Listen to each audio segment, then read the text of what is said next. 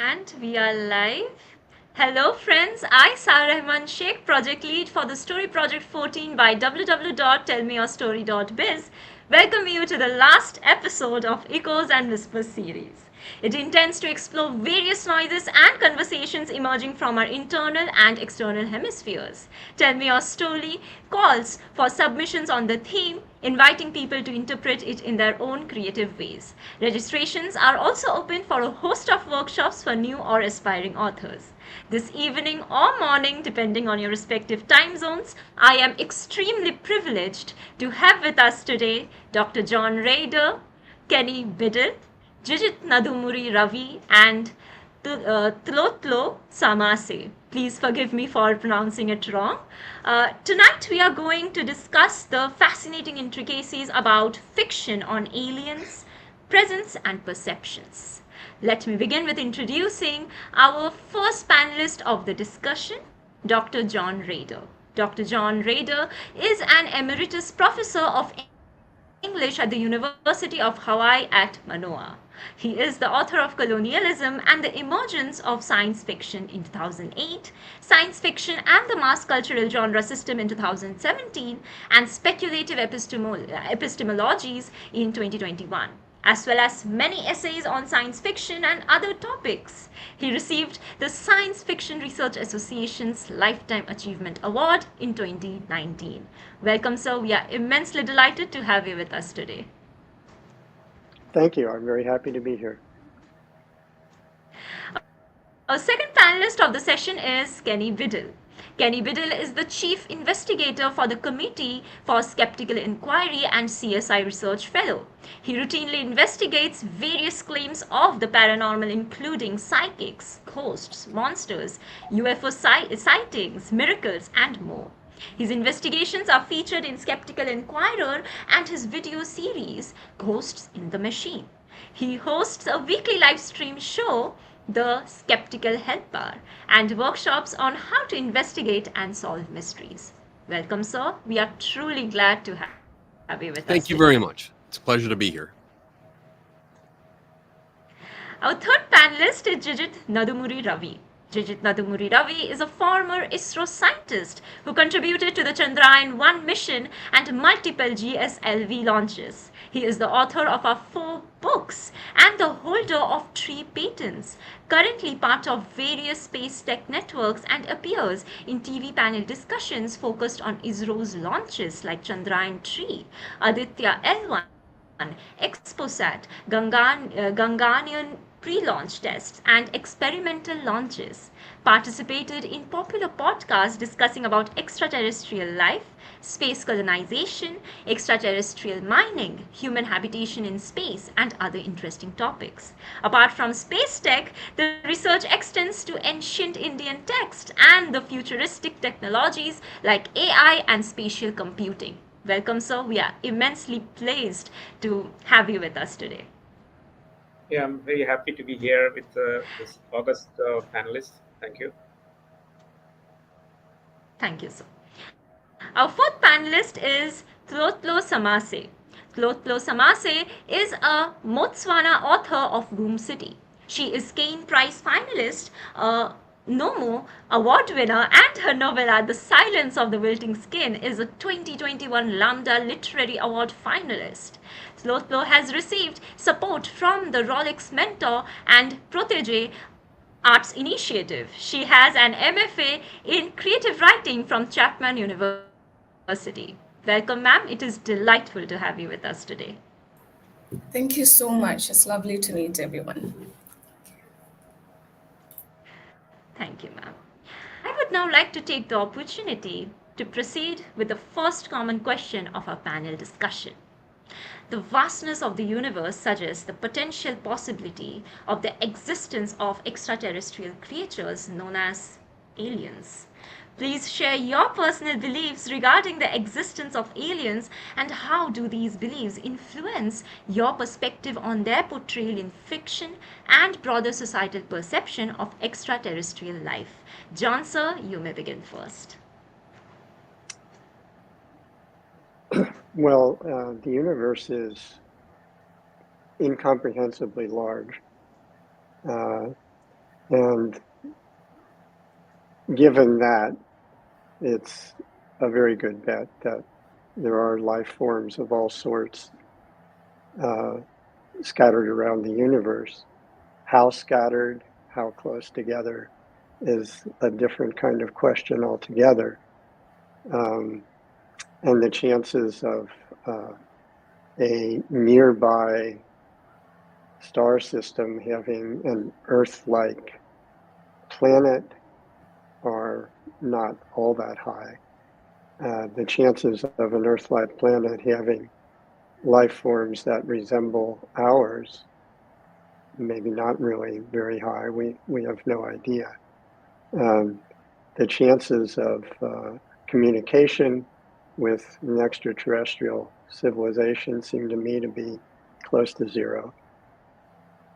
And, you know, if we were to find an Earth-like planet with life on it, the cosmological principle that, you know, what's going on here is pretty much like what's going on elsewhere would lead you to believe that it would be a very, very, very tiny chance that what would be going on there would resemble at that moment what is going on here, because we live in the blink of an eye, and you know, industrial civilization is a blink in the eye in the life of the planet, not even a blink in the eye, a nanosecond in the life of the planet. It'd be far more likely that we would find an ocean full of unicellular creatures, or maybe dinosaurs or something like that, you know, life forms that lasted a long time, than that we would find something like an industrial civilization. That's my take on it. So true, sir. Thank you so much for sharing your views. Kenny, sir, over to you now. I'm right there with John. I mean, the universe is huge. I mean, it's we can't comprehend how big the universe is. Our brains just can't process that. So, considering the abundance of life on this little planet alone, yeah, I mean, when I think about the question, is there life out there in the universe? I would certainly hope so. And I think it's a good possibility that there is life out there. However, like when it comes to that life visiting this planet or vice versa, there's a big problem. The distance. I mean, it's the distance alone to get to a habitable planet is just immense. I mean, the closest possibility would be Proxima Centauri b, which is 4.22 light years away, I think. And I mean, that's even going as fast as we can. Our fastest spaceship would take about 80,000 years to get there. So that's pretty big. I don't think we're gonna have, you know, people visiting back and forth like we see in like Star Trek and Star Wars and stuff like that. But when it comes to the beliefs, how they influence the perspective of the general public and the perceptions of extraterrestrial life. I mean, we've had things. Science fiction is so prominent in our society. I mean, it's I personally, I'm a big nerd. I'm a huge nerd. I watch Stargate, Star Wars, Star Trek, any sci-fi kind of series and movie. I love it. And in my line of work, I see a very blended reality going on, because so many people take what they quote unquote know about aliens and UFOs from movies and TV shows, not from science. And unfortunately, that's a problem in my line of work, because there's a lot of misconceptions, there's a lot of misunderstandings and myths that are out there that are perpetuated over and over again.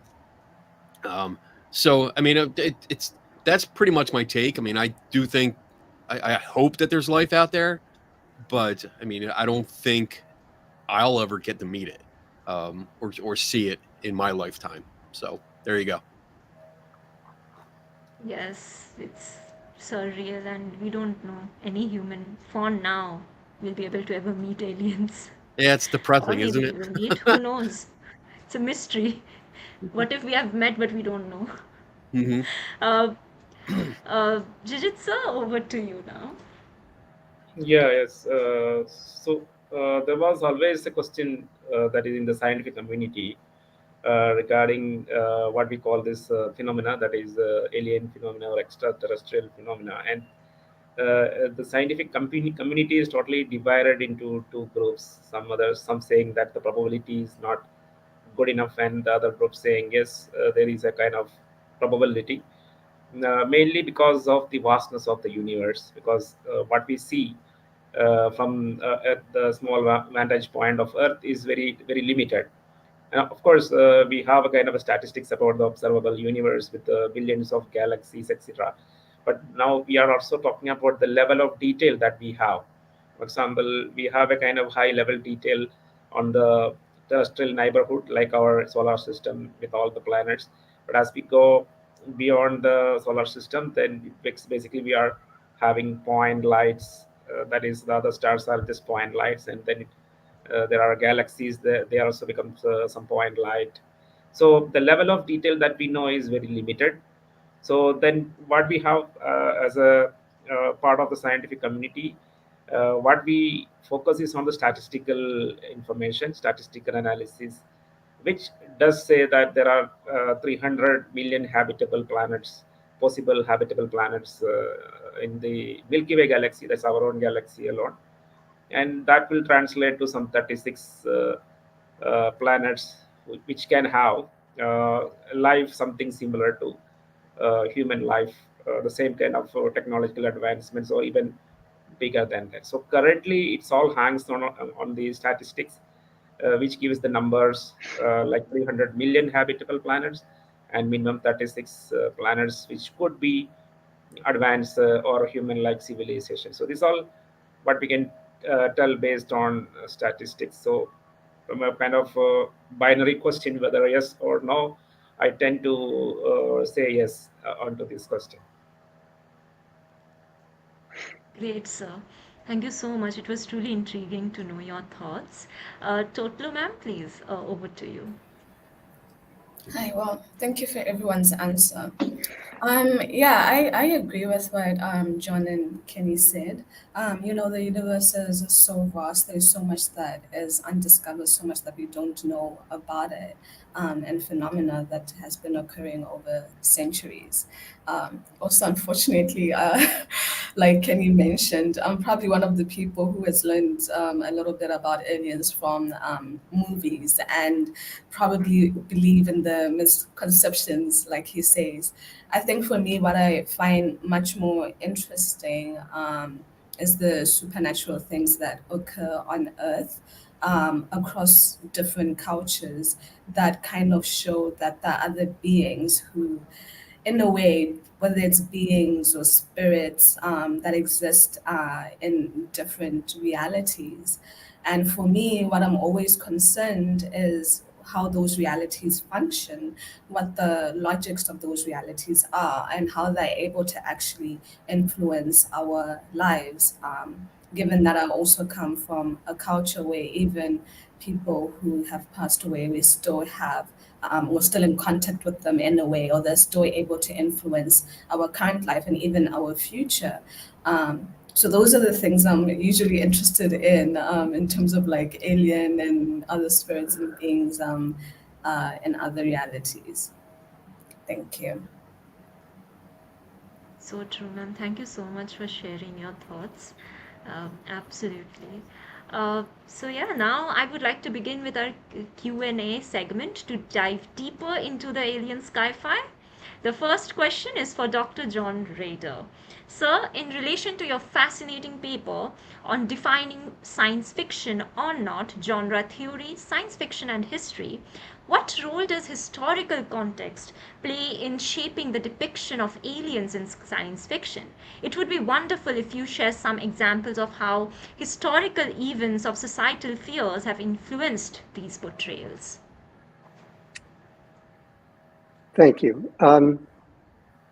Well, most of the people who study the history of science fiction agree that science fiction has something to do with industrialization, and that it's mostly written by or told, arises in industrial or industrializing civilizations, or I should say countries, not civilizations, like the UK in the 19th century, America in the 19th century, and then throughout the 20th century.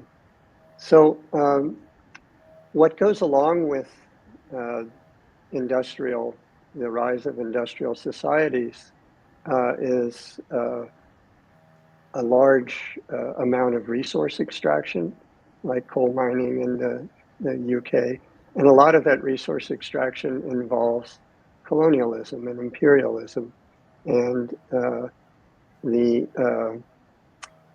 discovery of resources or of places around the globe that then are mined for resources that are sent back to the industrial centers. So science fiction aliens generally, and science fiction as a whole generally takes the shape of some kind of combination of this industrial capitalist, usually society, can also be a socialist society, and this resource providing imperial or colonial realm around it. And there are a lot of stories that have to do with frontiers and progress, which is the perspective of the explorers and the developers as they go out into the world. But from the point of view of the people who are out there, this doesn't look like the frontier or progress. It looks like invasion and apocalypse. And science fiction tends to embrace all those possibilities: frontiers, progress, invasions, and apocalypse. And you get them all together. And aliens come in the shape of both stylized or metaphorical versions of the invaders and the invaded. I think the classic examples of science fiction aliens were established in the work of H.G. Wells in the 1890s and the early 1900s. The War of the Worlds involved Martians that invade the Earth, looking for resources because their planet is dried up. And those Martians are very clearly a version of European civilization in a futuristic mode where they have become prosthetically wedded to their machines. They're basically disembodied brains that use machines as their bodies. In another novel written about 2 or 3 years later, First Men in the Moon, Wells has some scientific explorers go to the moon and there discover a race that is organized like an anthive. And so those are basically the two big possibilities, that aliens either are animal-like or insect-like and bug-eyed monsters and so forth, or they are cyborg-like, machine-like, futuristic versions of Europeans, basically. So it's very, very much grounded in the history of industrialization and colonialism, hand in hand with one another. And the types really have to do with the racialization of the globe under that regime. So true. Thank you so much, sir, for sharing beautiful examples that help us to draw or helps to discern between like the types of aliens that we know. Sir Kenny, sir, as Chief Investigator at the Committee of Skeptical Inquiry, it would be wonderful if you share with us any memorable experience dealing with the presence of extraterrestrial creatures or UFOs. How do you balance skepticism with open mindedness while approaching the investigation of alien encounters and UFO sightings? So these are pretty cool questions. The first one, unfortunately, I'm not going to have a great answer for you because I've never actually been in the presence of extraterrestrial creatures or UFOs. In my line of work, because I work for a skeptical organization that's based in science, when I approach investigations, it's through science and through logical reasoning and critical thinking. So I've never actually met an alien.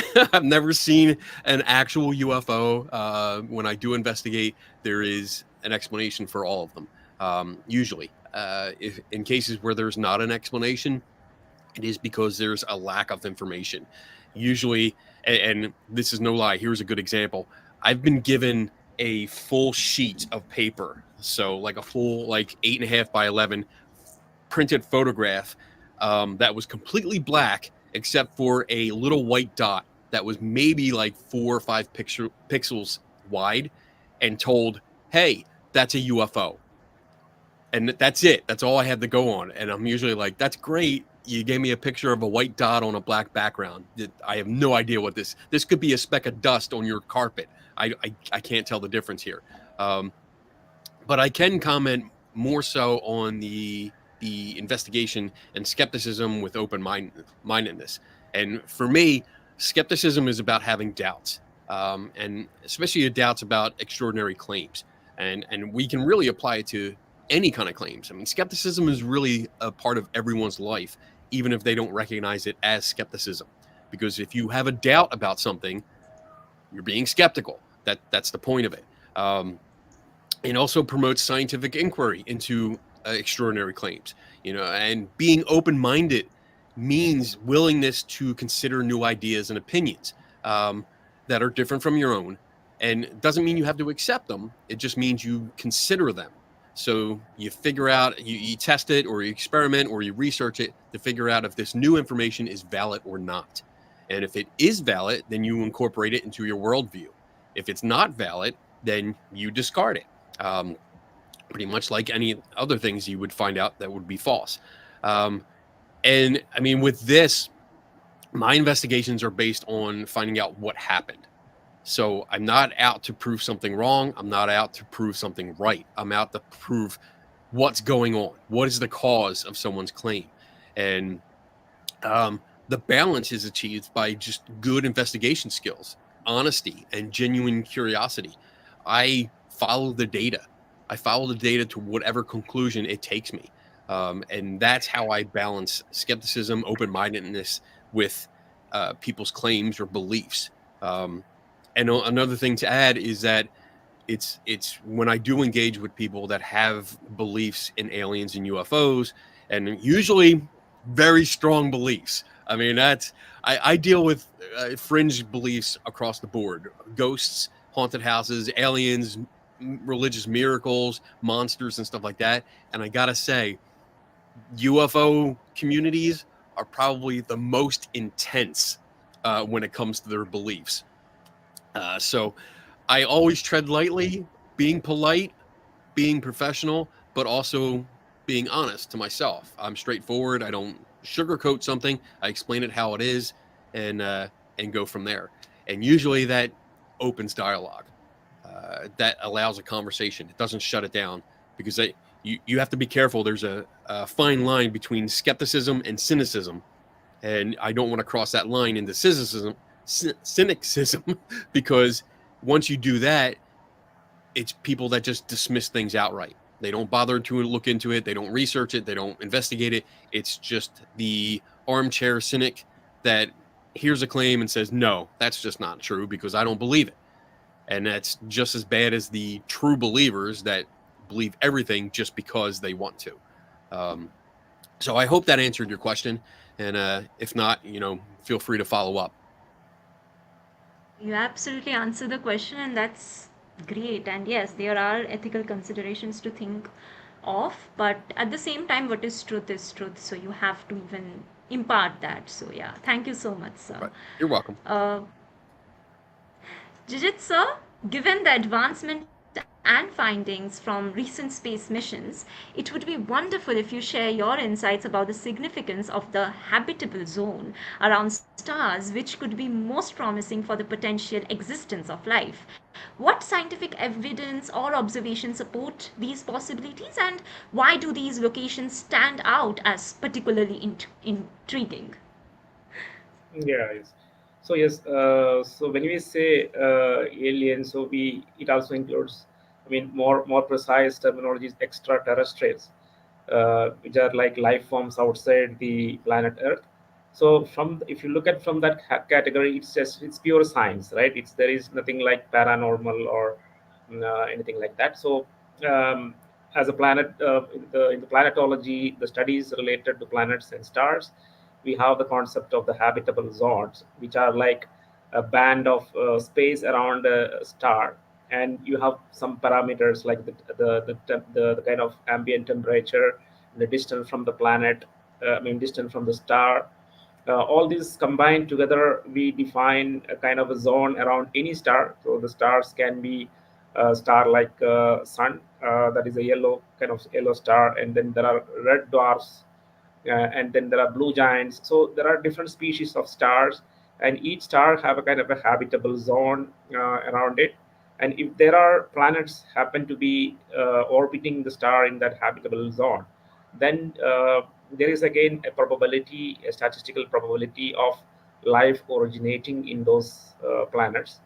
So Earth is happen to be in the habitable zone of the Sun, our star, and of course the inner planet, that is Venus, more or less was into the same zone, but it has got a kind of carbon dioxide related excessive carbon dioxide, and then there is a vicious cycle because of which there is no possibility of life. It's something like a hellish environment. And similarly, you have Mars, which is just in the boundary, the outer boundary of the habitable zone.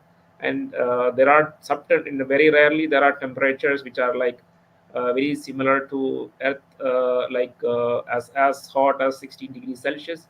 You can still have in the Mars. But of course, we are not at the scientific community has not yet discovered any kind of real life, even microbial lives. But we are now talking about the statistical probability. Then we what we have basically is there are certain equations, like for example Drake equation, which tells you that if you solve that equation with a lot of there are hundreds of various parameters involved in it, you get a kind of a statistical number which is like 300 million habitable planets. Of course, whatever we have directly observed using telescopes are limited, but that is the number coming from the probabilistic or statistical data. And all these 300 million habitable planets, what it implies is that there is a potential for the life to begin. But what kind of life, that we cannot be very sure. But technically, they are all extraterrestrial civilizations, or extraterrestrial life, even if it is a microbial or bacterial life. And out of that, there are certain people who have gone ahead, who are a little more confident, and saying that out of 300 billion, there is a possibility of around 36 intelligent civilizations, right? Of course, this is all statistical based analysis, where there is no direct observation, statistical and probabilitical analysis, and they are giving out this number as something like a 36 possible planets like Earth, with a civilization similar to or as advanced as our planet. But now the last part of it is little bit disappointing. Whether these other extraterrestrials will be able to reach our planet and interact with us, there are no there are no theoretical or foundation, or there are no formulas for it.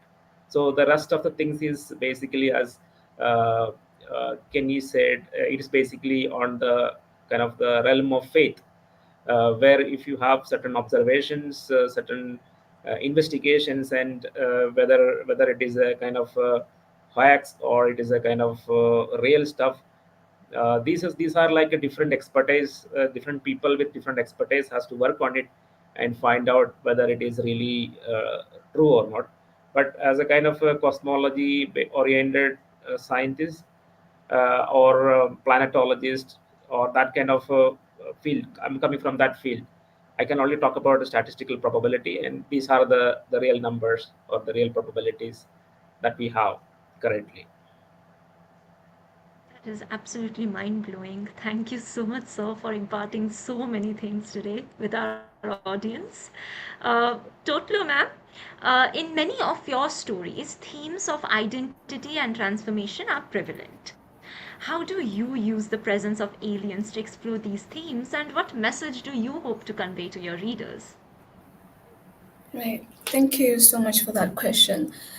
Um, you know, when I saw this question, I did realize that's a very consistent thing throughout my work. And so I'll probably refer to some of the stories that I've written besides the novella and novel, but I've written some short stories, right? And for me, it's normally looking at how the world can view certain people from certain backgrounds, that they view them as almost like aliens.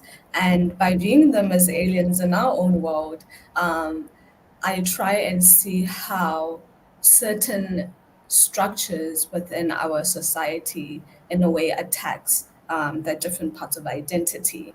And so I try and deconstruct that. So in one story, I could be looking at like sexuality, for example, and the violence that they incur because of like their own sexuality. But then through exploring those themes, I'm also interested in, for example, like the damage of like capitalism or colonialism or climate change can have on like societies and the human body itself. And within most of my stories, I tend to use either technology as a form of magical tool that is able to transform the body so it's able to actually be much more powerful than these systems that make it powerless. Um, but then also another part of identity, as I'd also mentioned in the earlier question that you had asked, where there's like the existence of other beings within our cultures or being in contact with like ancestors, is trying to understand like what that world is like and what that interaction with that world and our own is.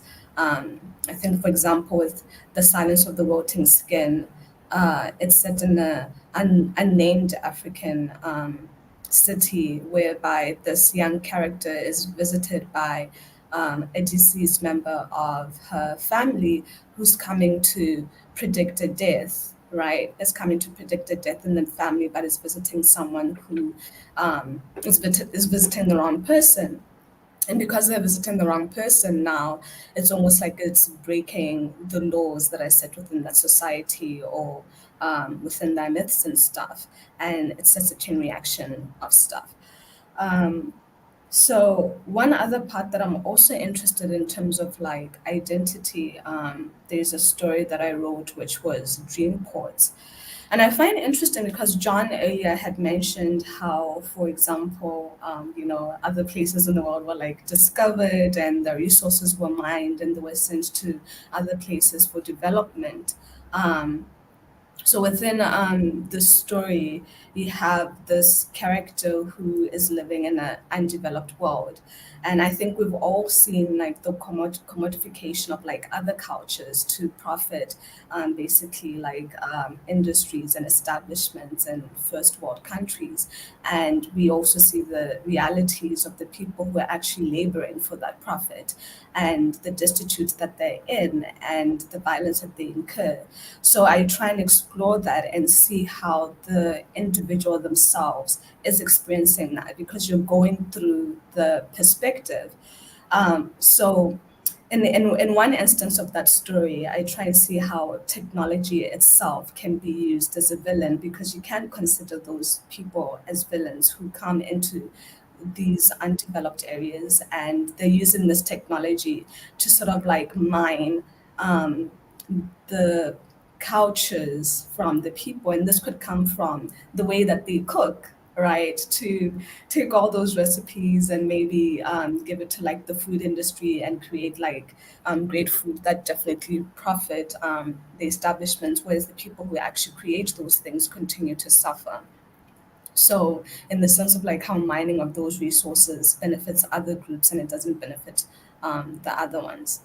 And then I think with one of my other stories, which is called Eclipse Our Sins, it's sort of set in a futuristic city. It's almost like an apocalypse story whereby climate change has sort of like ravaged the earth. And in a way, it's now become this supernatural being that's able to fight back and fight back in the sense that it affects the human beings who live on this earth. The environment itself is very intolerable for them. And in a way, now they're not humans anymore because their biology cannot be resilient in this type of atmosphere. And so one of the characters, is trying to survive this because they have like all those types of like technologies integrated into their system to continue to live, but it's somehow not conducive and it's bringing more sickness to their body. And also, what's interesting is because when I was actually studying, I studied architecture in my undergrad, and what I found fascinating is like before industrialization, the way that our people lived. They lived very in a way that was respectful to the environment that they grew up in. They would use the material within the land to build like their own homes, and obviously that wouldn't be very destructive to the environment because the materials themselves were not toxic. But then, obviously, with the introduction of industrialization and new materials and having to import and export, like it uses a lot of resources that also actually add to the pollution in the environment. So in that story, it was looking at how the sin of man, in a way, actually contributes to the downfall of Earth and how that is seen as a sickness. I'm sorry, I may have probably digressed a little bit, but these are the ways that I actually explore the different parts of the identity because there's so much that forms the identity of a person, and then the family, and then the country, and then how that can actually transform, the nation and actually affect even the whole world. Thank you. Thank you so much, ma'am. That's actually a very creative take, and the themes are so diverse in your book. It also have the feministic theme and how the undeveloped places becomes the other suddenly. It's also very intriguing. Thank you so much, ma'am. Uh, Moving on to the second set of questions, John Sir, with reference to your work titled Colonialism and the Emergence of Science Fiction, please share some key science fiction works that challenged or expanded our understanding of alien life. Although the reference is not restricted to only this particular book, you can may refer to anything that helps you to prove your point. Yeah, thank you. Thank you for the question. Well, I already mentioned The War of the Worlds and The First Men in the Moon, the H.G. Wells early stories that establish some very basic patterns. I'll just give a few science fiction works of the 20th and the 20th century that I think are very important, that don't really follow this pattern, that do something different. One, it's not a very well-known work, unfortunately, but I think it's one of the best science fiction novels ever written. War with the Newts by the Czech writer Karl Čapek. Čapek was a contemporary of Franz Kafka, and in what was then Czechoslovakia. He was the best known living writer. He's best known around the world for his play R.U.R., in which he invented the word robot, and that's where we got the word from Czech. But War with the Newts R.U.R. is really an okay play, but not a great one. War with the Newts is an incredibly funny, imaginative book about, well, the newts are intelligent salamanders. They're about 4 feet tall, and it turns out that they have opposable thumbs and they can talk. And they're discovered by human beings who use them to get pearls. And the newts are so good at it that the pearl fisheries are all fished out within a couple of years. And at this point, the head of the pearl syndicate says, "Oh, well, our real wealth is not the pearls, it's the newts." And he turns them into slaves, and he sells them around the world in a massive slave trade, in which they proliferate from the few hundred that there were originally to tens of millions and hundreds of millions of newts around the world, eventually overwhelming the human population and reforming the world into a series of shallow banks so that they can live in it. They basically, they reshape the continents into, new habitable places. It's a very, it doesn't sound very funny, but it is. It's a very funny book because basically the joke is that the humans know that they're causing their own destruction all along, and yet they just can't stop.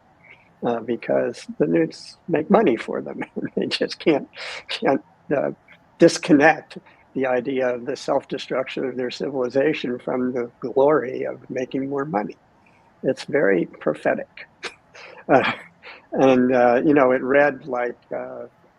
It reads different ways at different times, but of course, nowadays it reads very much like a prophetic look at climate change. One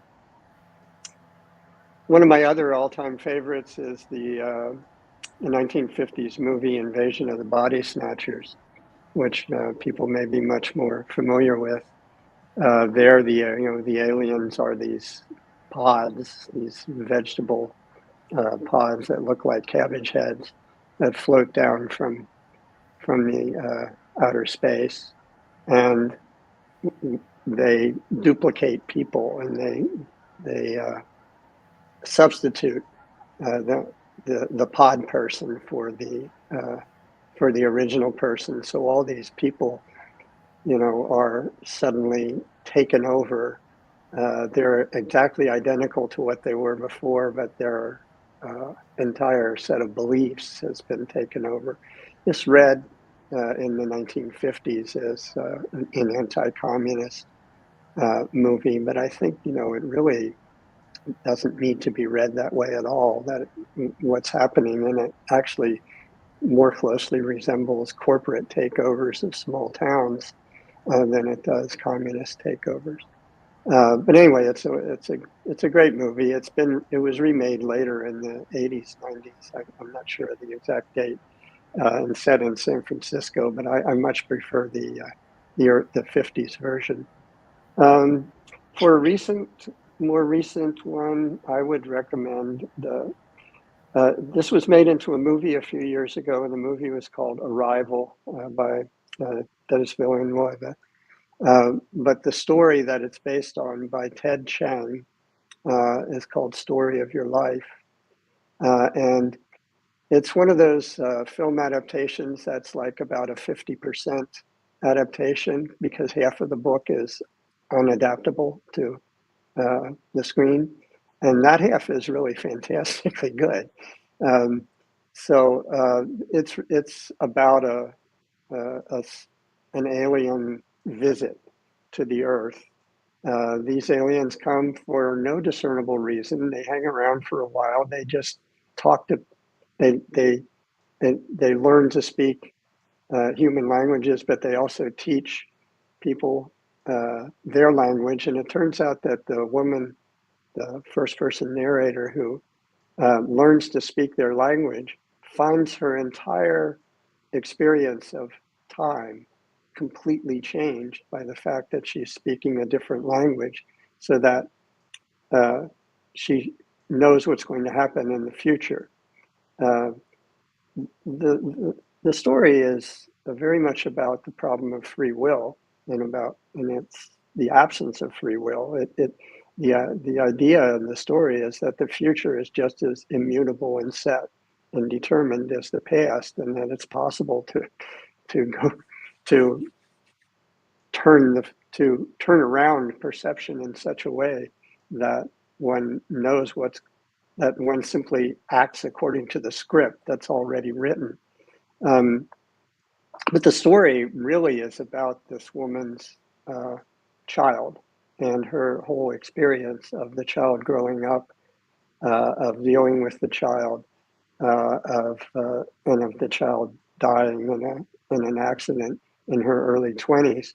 But none of this has happened yet at the time that she's telling the story. So it's a really interesting story that I think, aliens are always about us in science fiction. They're always versions of us in one way or another. It's very, very unusual for a story about science fictional aliens not to actually be about some human in alien drag. But I'll mention one more story that is worth talking about, simply because it's one of the very few exceptions to that rule, and that is Stanislaw Lem's Solaris. This was made into a movie. It's been made into movies several times, but like Story of Your Life, it's not, at least half of it is really not at all amenable to adaptation to film, because the novel is about a group of scientists who are investigating this, or part of an investigative team on this planet called Solaris. And the planet is completely covered with what they call a living ocean, which is a being that is clearly sentient and is aware of their presence and responds to them, but is completely inscrutable to them. They cannot understand its motivations. They don't know what it knows. They don't know how it knows it. They don't know. They can see how it behaves, but they have not the slightest idea of why it behaves in that way. And there is no communication. There may be attempts at communication from the ocean to the human beings, but they can never be sure whether they're attempts at communication or simply random behavior of a more meteorological sort. It is one of the very few depictions of aliens that does not turn the alien into a version of a human being, but rather tries rigorously to imagine a wholly alien, a wholly other alien. Okay, I'll stop there. I could give you dozens of more Thank you so examples, much, but I'll sir. stop there. Thank you so much, sir, for sharing such great works. Now, I would like to ask the next question to Kenny, sir. Given the prevalence of UFO and alien photographs circulating on the internet, how do you assess the authenticity and reliability of these images? It would be great if you share some instances of the claims and resultant conversations with us. Okay, so assessing the authenticity and reliability of any photograph or video, it relies on the detail. I mean, literally, the devil is in the details. Sorry. I mean, you have to look at every little thing. Where did it come from? Who was the source? Are there readings on the screen if it's a video? What details can we see in the video, like shadows, lighting, extra people in it? All of these things you have to look for, and it's not a process like you see on TV where within a few seconds they're like, oh yeah, we know exactly what this is, or it's mysterious, we have no idea. It's not like that. Usually when I look at photographs or a video, it takes me a few minutes if I'm familiar with the anomaly that's being shown, or it could take a few hours or a few days before I come up with a logical explanation.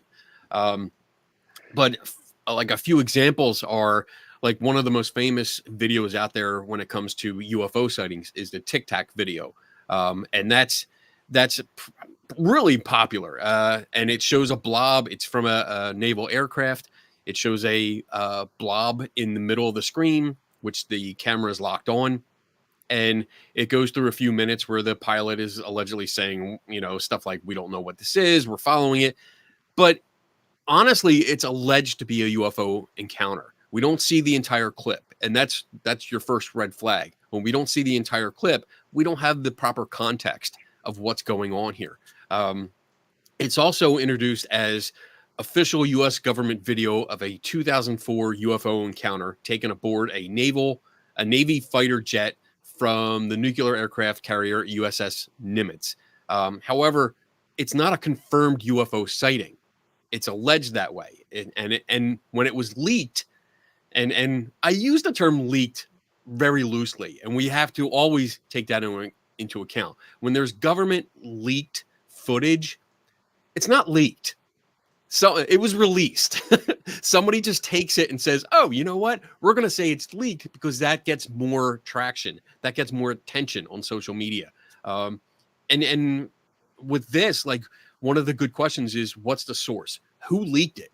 And we find out with this video, it was made public by To the Stars Academy of Arts and Science, which is it's like the UFO alien investigation organization led by the Blink 182 singer, Tom DeLonge.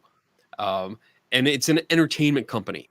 So that's really important. It's not an actual investigative outfit. It's an entertainment company that released or leaked this footage out to the public, which honestly is a load of crap.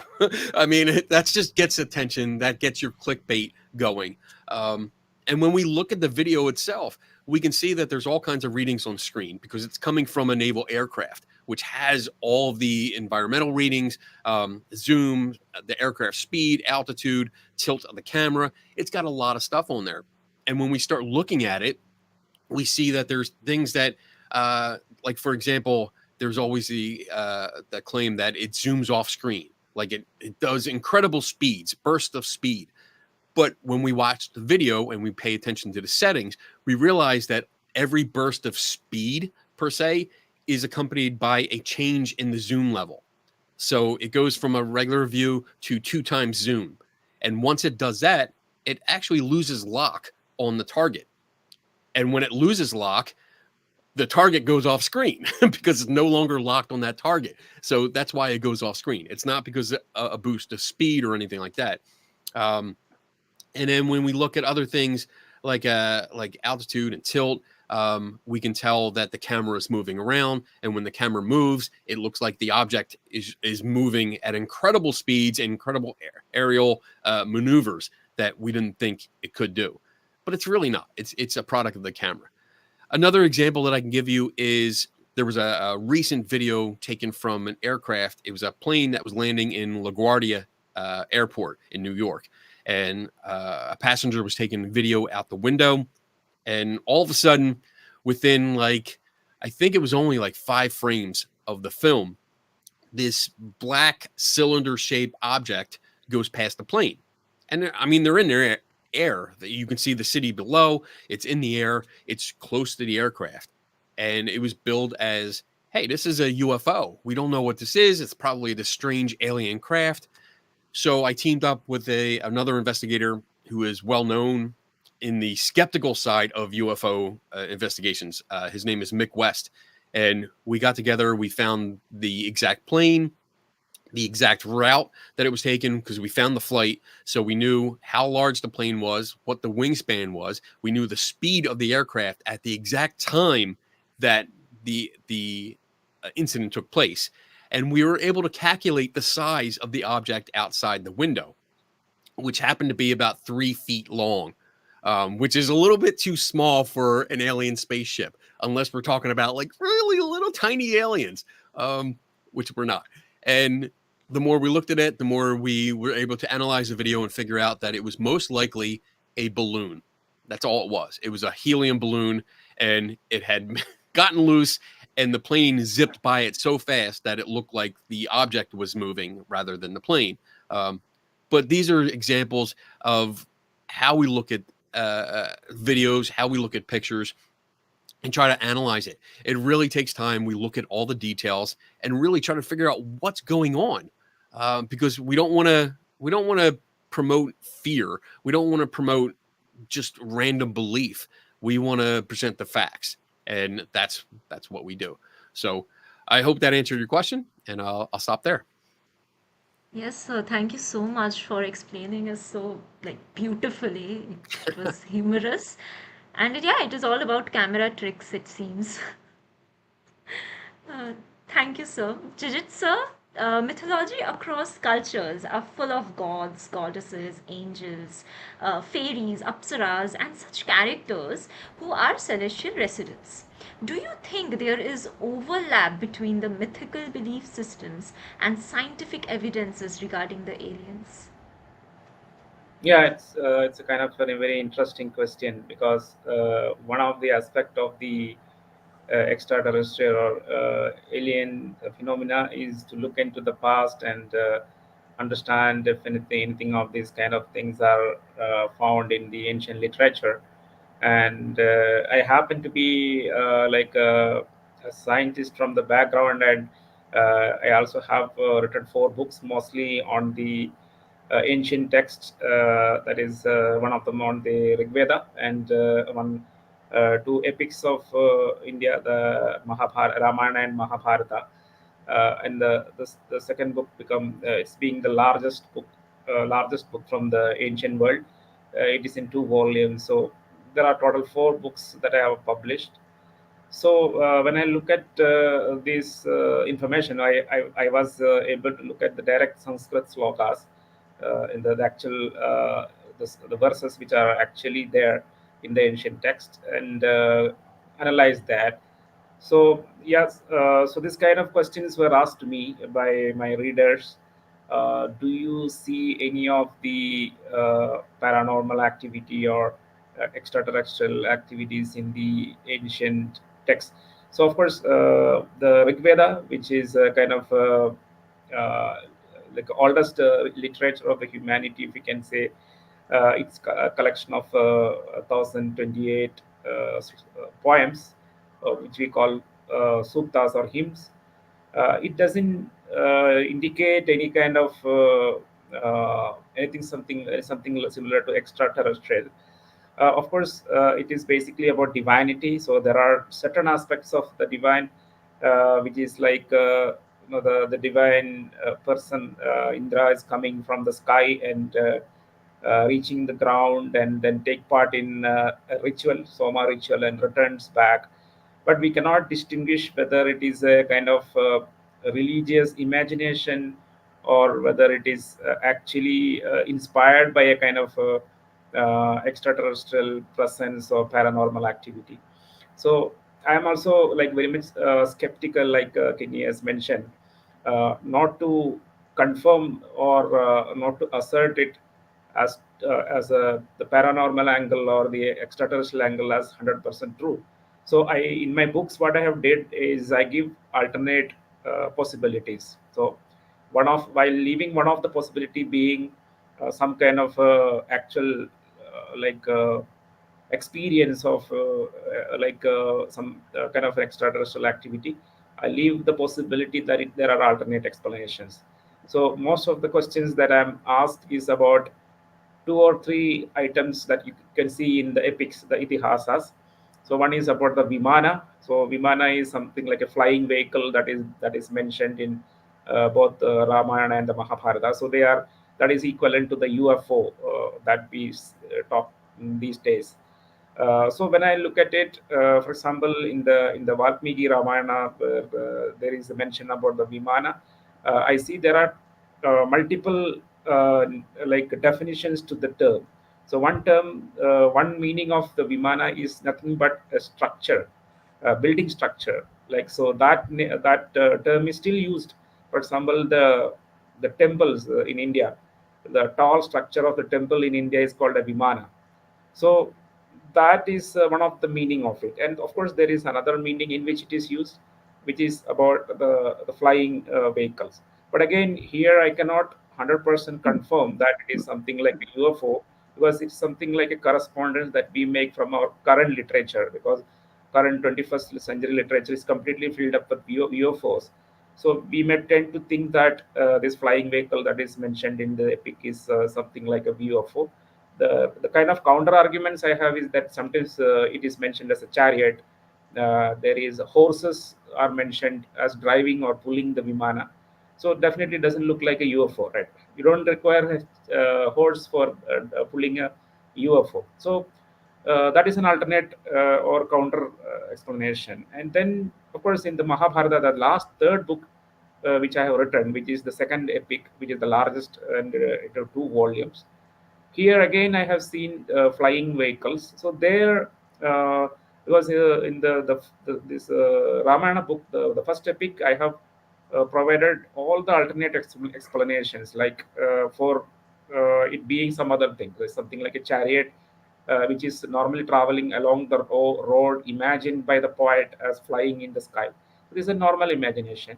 Whereas the whatever we see, the Vimana or the flying vehicle we see in the Mahabharata, there are mention about some structures into it, like compression chambers and things like that. So there I leave a possibility. A few lines I have put a possibility that there could be some kind of paranormal activity which we cannot define whether it is extraterrestrial activity or something which might have influenced the evolution of the text, because all these texts have evolved for minimum 1,000 or 2,000 years of evolution before they reached us.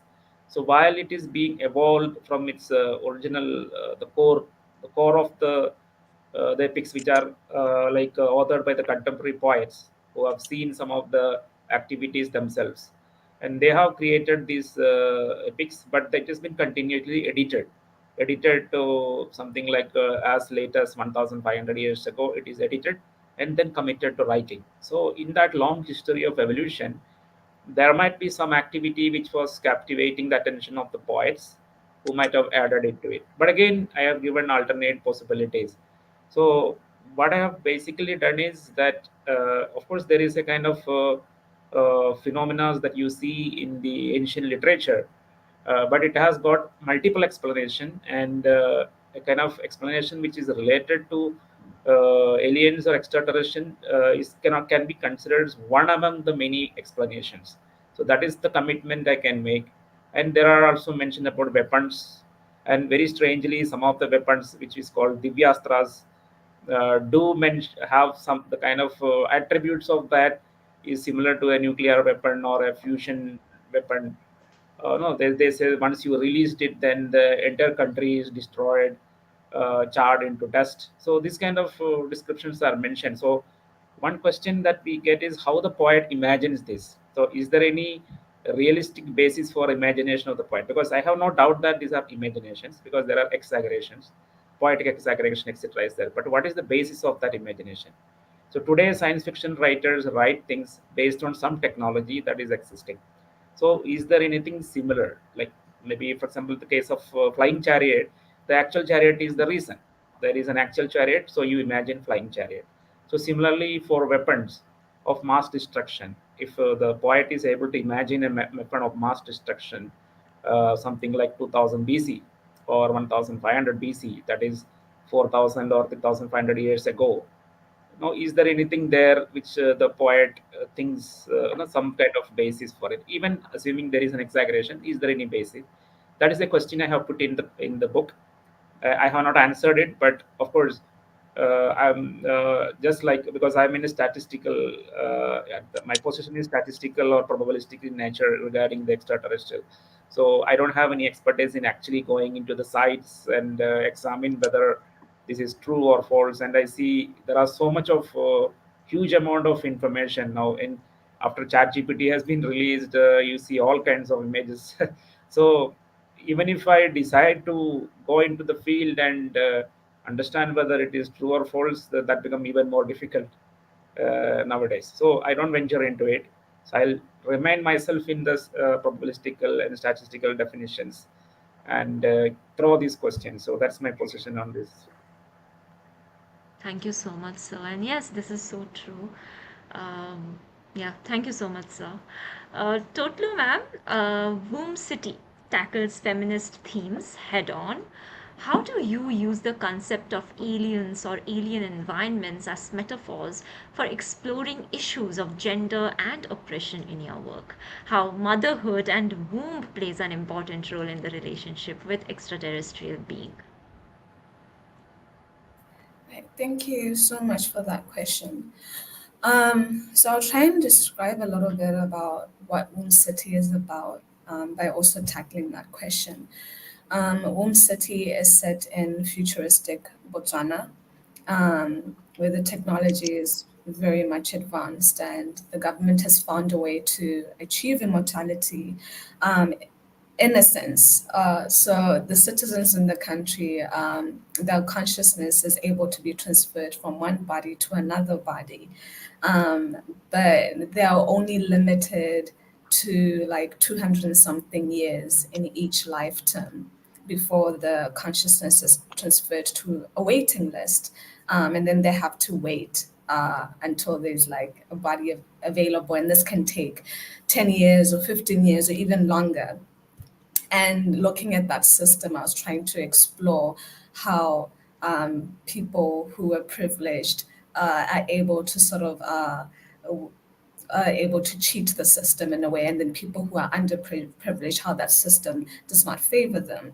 Um, I looked at that through the regulatory body, right? We have our character, our main character, her name is Nella.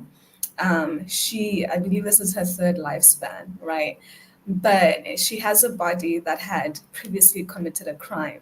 So now, because the country is running out of like body supplies, the way that they actually reduce the crime rates is that anyone who commits a crime, it could even be like a minor crime, their body is taken from them and is given to someone on the waiting list. But because that body had previously committed a crime, the government is fearful that whoever is the host of this new body would be influenced by its biology somehow to actually commit another crime. So they take advantage of that by installing that body with the technology, which is in a form like surveillance. So our character has received such a body, and mostly these bodies are actually given to women. And you see how they use this technology to sort of like control them and just watch everything that they're doing, which kind of mimics what is happening in our current realities. So Nella is one of those women. She has this body and she has this technology that watches everything that she does, right? And the way that occurs is that every morning she sort of has to go through this lie detector system where it questions her about what she's been doing to make sure that she didn't commit a crime the day before, just in case, right? So every day she has to go through that. And the man that she's married to is a policeman, and he also uses this to his advantage by actually analyzing her memories through like a TV screen. You know, he's able to see everything that she's done, but he takes advantage of that and starts interrogating her if, say, she speaks to a man. So you can see how this oppressive system filters into not just from like external environments like society and cooperation and whatnot, but also even in marriage. Because I was also trying to show how gender-based violence itself can exhibit gender-based violence against women can exhibit itself in marriage and stuff, and how people can use the powers that they have to disadvantage others. So that's one aspect. She has this body that committed a crime before, and every year they have to go through this AI assessment that would try and predict if you're going to commit a crime or not. And on top of that, the body that she has had its arm amputated. She doesn't necessarily have access to the memories before and the past life of that body. So she doesn't know why it lost that arm.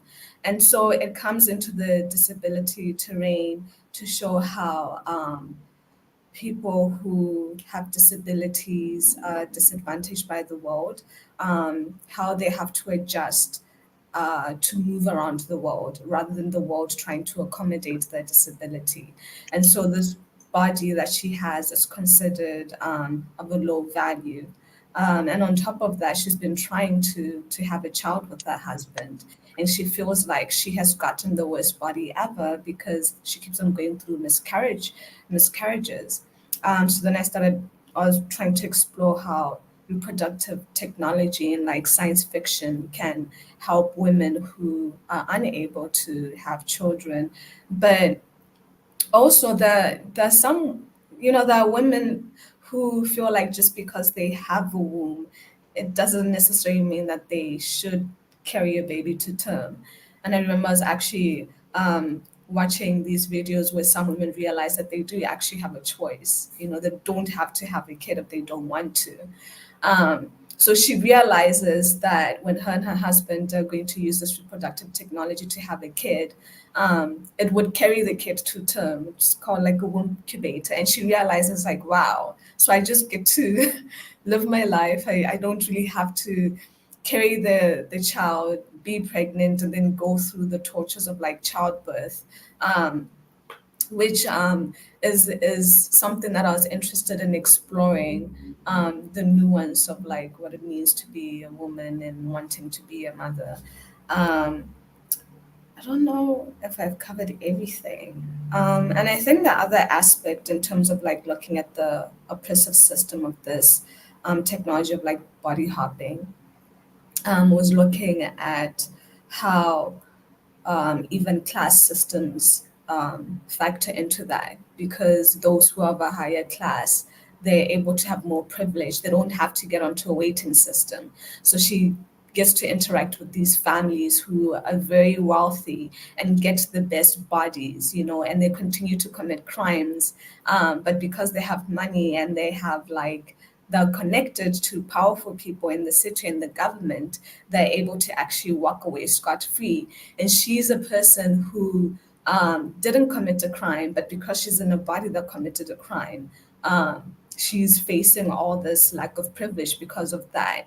And she realizes that the more that she actually looks at the system that supplies these bodies, the system actually picks the people who were probably not privileged in their previous life to actually give them less privilege. So it's like it keeps on getting recycled, and it feels very difficult to kind of like escape that. Yeah, I think I've covered everything there. If I've missed something, please let me know. Thank you. Thank you so much, ma'am. I think the character, the plot entirely has a lot of layers to explore, and it's very interesting take. Thank you so much, ma'am. And this brings us to an end of our thought-provoking yet intriguing panel discussion. Thank you, John sir, Kenny sir, Jijith sir, and Tlotlo ma'am for your very insightful conversation and for your valuable time this evening. Tell Me Your Story calls for the submission on the writing prompt, Echoes and Whisper, which intends to explore various noises and conversations emerging from our internal and external hemispheres. Registrations are also open for a host of workshops for new or aspiring authors. We hope to hear from you soon. 16th August is the last date of submission under Echoes and Whisper. Till then, stay safe, stay happy, stay together. Have a nice day and good night. Good night.